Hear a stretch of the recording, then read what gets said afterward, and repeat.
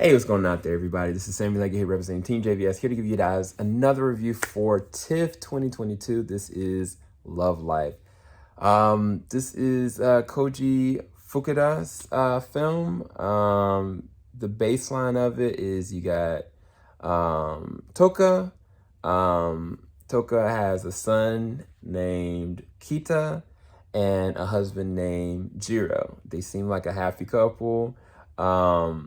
It's about to be Jiro's dad's birthday coming up really soon. Their son, Kita, is a very skilled and very smart gamer. Not as in video game, but like he plays a certain game. Gotten different awards, and he's a champion as of sorts. Although he does do that same exact game virtually as well. And tragedy falls. Tragedy changes the trajectory of this family. And Toka, unbeknownst to us, we didn't know until a certain point that Jiro is not Kita's biological father. And so, from everything that kind of happens, the biological father, Park, comes back into the fray, as well as Jiro's original person that he loved before Toka.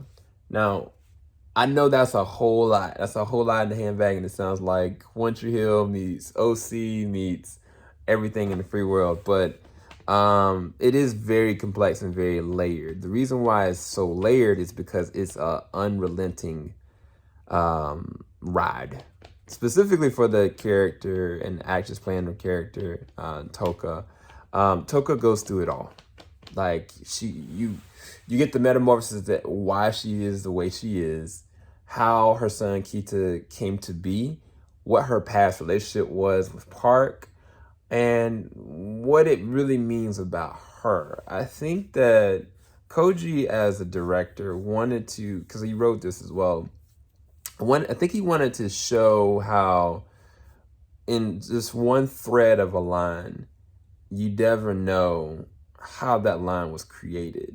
Like, because you have one person on this side, the other person on this side is holding the thread, but how did it come to be that this is the one set person? Is that correct? And I think that the question in this movie a lot of the time is like, who should be together? Who should be with who, kind of thing. When all else fails, when everything is gone dark, because in the very early stages of it, like Toka is met with a lot of opposition from Jiro's, family, and she just feels like she's not good enough. And then later on, Jiro, because Park is back in Toka's life, he feels an inadequacy complex about himself that, whatever he's doing is not going to be enough. It's not what she's going to want, what she really truly needs. And they really layered this out. They allowed those really deep seated questions to kind of come out. And I think the thing about this film is it's so unforgiving and so raw that there's no room for joy. I feel no joy in this film. Like, it's downright depressing a good amount of the majority of the time. It's very well acted. The actors are doing an impeccable, amazing job. It's shot really well. Like, the locations look beautiful. A good amount of the main emotional beated scenes are taking place in an apartment. But then when they do go off-site, there's the conversation. So there's no action in this. There's no like life or death kind of situation, but it's conversation. And conversation is the thing that platforms just the trajectory of where the story is going to go into the third act. The thing for me is that going into the third act, I already was feeling slighted with certain characters. I was like, why did this character make this choice? And it's kind of like, oh, okay, this is a natural thing. It's very possible and plausible, but is it what I want to see? Does it make me feel good? And it didn't. It was very depressing. It's very sad. At times it was like, how life doesn't, life gives you lemons. You make lemonade. Well, there's no way of making lemonade with these lemons because these lemons are spoiled, rotten. So that's the way that I can describe this film.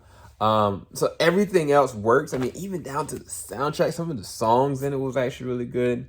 I just could not get behind the narrative. The narrative to me was just so, I don't know, like it was a lot. It was a lot, and it was even down to the very last scene. I was kind of like, I don't know how I feel about this, to be honest with you.